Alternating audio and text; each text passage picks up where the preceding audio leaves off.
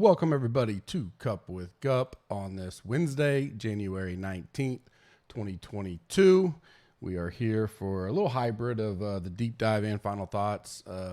Yesterday was nonstop for me, doing some back-end stuff on the site, getting some things taken care of for year end and all that. So was done late, decided just to morph it together in this morning. Got plenty of time all day to listen to this, and I think it's 10:30ish my time, so 11:30ish Eastern time, I think is when they lock tomorrow, being over in Cali.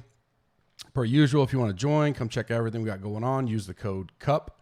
Get 20% off, includes a risk-free 7-day trial. Listener League is in the description. I think it was about 2/3 of the way full when I looked this morning. Hop in there now before that fills up. Let's get it filled quickly so we can make it bigger as we march to the bigger contest coming up. Rate and review on iTunes certainly goes a long way. We appreciate it. Doing that gets you into the drawing for the diamond upgrade I'm going to do, DK diamond upgrade I'm going to do Super Bowl weekend. Subscribe to our YouTube channel. Even if you do audio only, I do a lot of audio only, but I do subscribe to channels to help other content people out for sure. Like this video, and in the description, tell me your favorite play in the 7K range. I think that's going to be a key range this week with the way things are looking.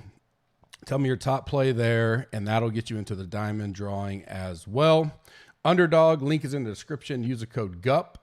Get a dollar for dollar match up to $100.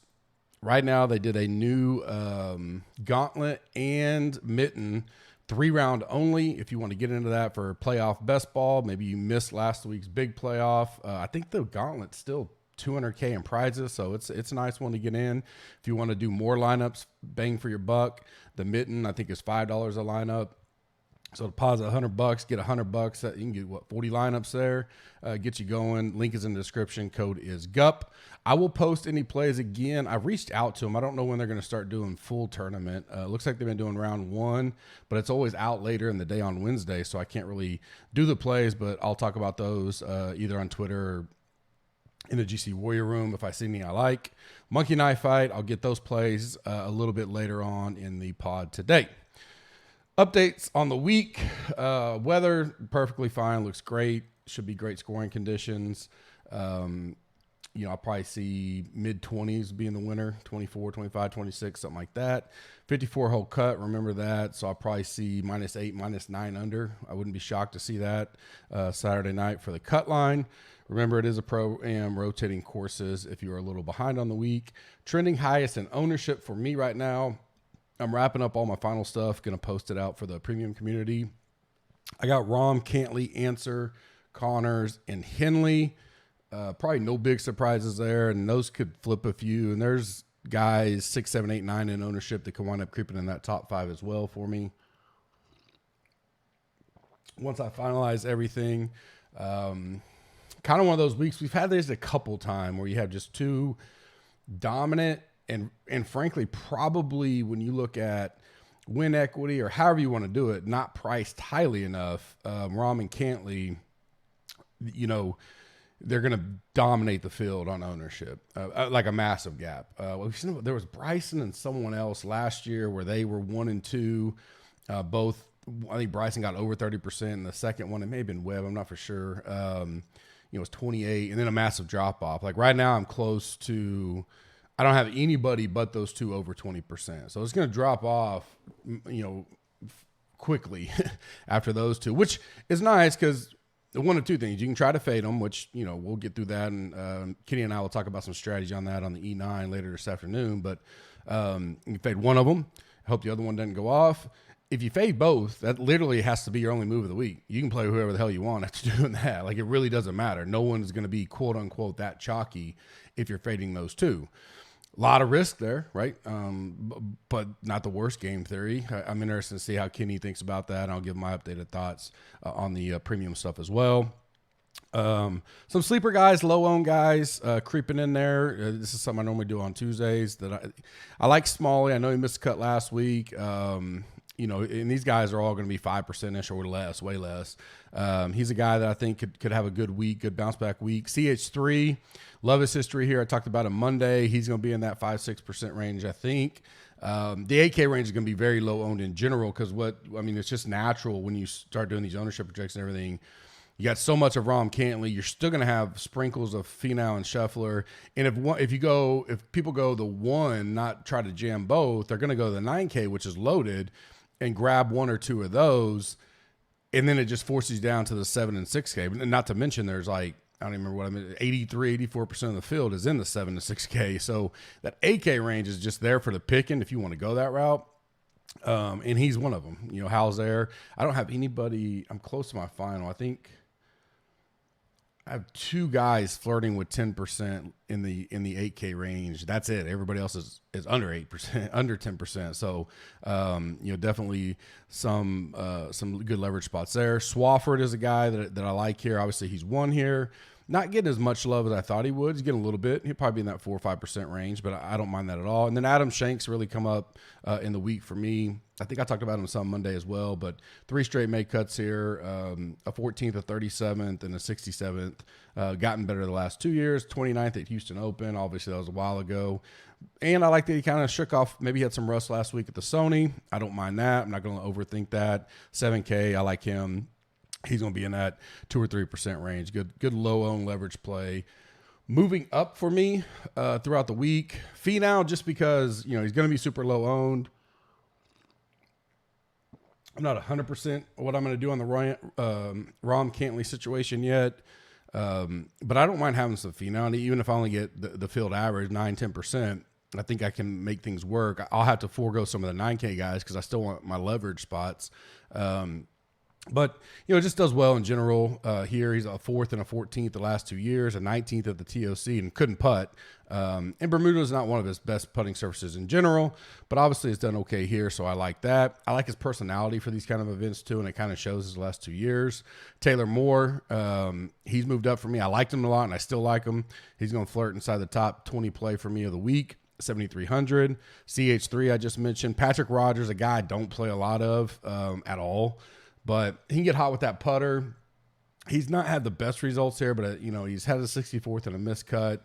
Played at the RSM, made the cut there. Again, he's a deep flyer. He's going to be 2% type deal, but he's moved up a lot for me and kind of caught my eye as a good MME play. And then Rose, I think mainly because I thought Fowler would just kind of be not talked about much, but I think Fowler's going to flirt with 9, 10, 11% type ownership, and we may get Rose around 6 or 7%. Rose got a 12th at the RSM, has only played here once since 2016, got a 34th. I don't hate Fowler. I just thought it was going to be get on Fowler early week. And he's, $100 cheaper, Fowler is. And I think it's probably the results the last few years, a 10th and a 21st. And I may get some Fowler. We'll get to that, but I do like Rose. He's moved up for me quite a bit. And I got him, probably 20 spots higher in my final rankings as of right now. Fade moved down for me. Answer is an easy fade from this week. If he beats me, he beats me. But his ownership, he's going to be flirting in that top 5. I gotta find easy spots for me to fade. Power, he's not going to be as high owned just because of where he's priced and everything, and so much Rahm, Cantley, Answer, Corey Connors, he's going to flirt around that 12, 13%, I think. He's on a good run. He actually played well here back in 2017, 2018. He's a bubble boy for me on the fade. I'll make that. He has moved down for me in what I thought, but I didn't cross him completely out because, I thought he was going to be really talked up this week, really popular. He's going to be owned, but nothing crazy because it just doesn't work the way everything's flowing. Russell Henley, probably a fade for me. Just doesn't have a great history here. I'm not worried about last week. He just doesn't play this course or this event well at all. His last 6 out here, or 5, a 49th in 2016, and then 4 straight missed cuts. So he's on a good run, a 7th, a 22nd, and a 2nd. 9K, though, and still going to be somewhat popular coming off last week. I'll pass. I mentioned Fowler. He's moved down the list for me. I haven't fully crossed him out, but definitely a move down. And then Seabez, he's a guy that's definitely getting talked up some, that 8K range. He's one of those guys I had flirting with as a higher owner in the 8K around that 10% mark. Never played here. Seems like a decent spot to get some ownership out of my player pool. So he's moved down the list for me as well. Names that pop. This is kind of the F the model, F the stats type category is how I'm taking it. So maybe not ranked out as high, or model doesn't look good. But guys, I just like this week as we get to Wednesday. Siwoo, Wolf, Willie Z, Kazire, and Hadley. Those are the 5 guys. I'm gonna give you 5 every week there. Different spots or different ranges. There's no rhyme or reason. Just guys that, Chesson's got 2 good. He's a roller coaster here. Miscut, 42nd miscut, 29th miscut. He's missed 3 straight miscuts. He is the number 1 rated Bermuda putter, so we know that's what he relies heavily on. He's average to the field on the stats, but he's 6,200. So maybe worth some flyers. Kazire, I do like. He's 1 here. Willie Z and Wolf, that's just potential for me. I know the stats and the recent hadn't played much and all that. It's going to be the negative, but that's why this is, names that pop, AKA F the stats, F the model type deal. And then Siwoo, I just think he's kind of getting, I don't know if it's lost, disrespected, or what. He won here last year. He's a Pete Dye specialist. I don't think he busts 10%. I think he'd be under 10% for sure, and decent start. He played both the swings in Hawaii, a 23rd and a 55th. He won last year here, but he also has a 9th and a 40th. Only 1 missed cut since 2016 at this place. I'll take some Siwoo there. The leverage plays of the week, pretty easy. Finau, Scheffler, and I think Willie Z. I think all 3 of those, I don't think I got any of them over 10%. Scheffler may get above that 10%. I think Finau and Willie Z will be 10% or less when it all comes down to it. So they're good leverage spots if that's what you're looking for.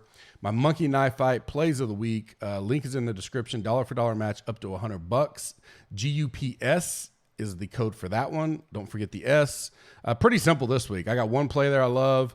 It's 3 extra money, and it's Rahm and Cantley over 22.5 birdies or better.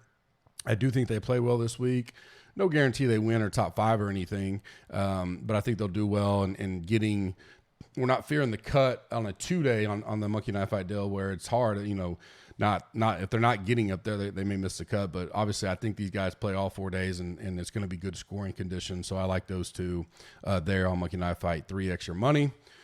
My one and done final 5 for me. If you're new, I give my final 5 guys. I will choose up to 3 of them. For my personal or the contests I'm in, kind of give you guys where I'm looking this week. My final 5 as we head into Wednesday afternoon, evening, is Wolf, M, Willie Z, Finau, and Scheffler. This is your reminder. Go lock someone in now so you don't forget. You can always change them 10 times if you want to. And then finally, use the code CUP, get 20% off. Mention that tomorrow. We'll have Cup with Cup. And get with Ryan later and see if we want to do what we want to do as far as it comes to these two game slates, Saturday and Sunday. Certainly we'll have my Showstoppers article out for the NFL for both those slates on the weekend. But I'll have something either tomorrow or Friday as well. UFC pay-per-view this weekend. I think Tommy's going to debut a podcast for UFC this week. I think Ryan's going to help him out with that. Look forward to that. E9 returns 2020 debut with Kenny Kim this afternoon. I will confirm that time and let you guys know. I think we're going to go around 2:30 Eastern, but I will make sure on that. I hope you guys have a great Wednesday, little hump day. Have a blessed evening, and I'll be around all afternoon.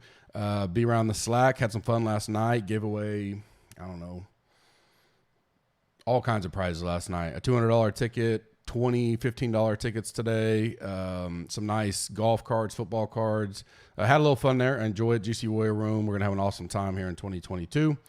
Trying to keep these 15 minutes or less, and that's exactly where we're at. So I will talk to you guys later on this afternoon and in the morning before lock. Thanks. Have a good day.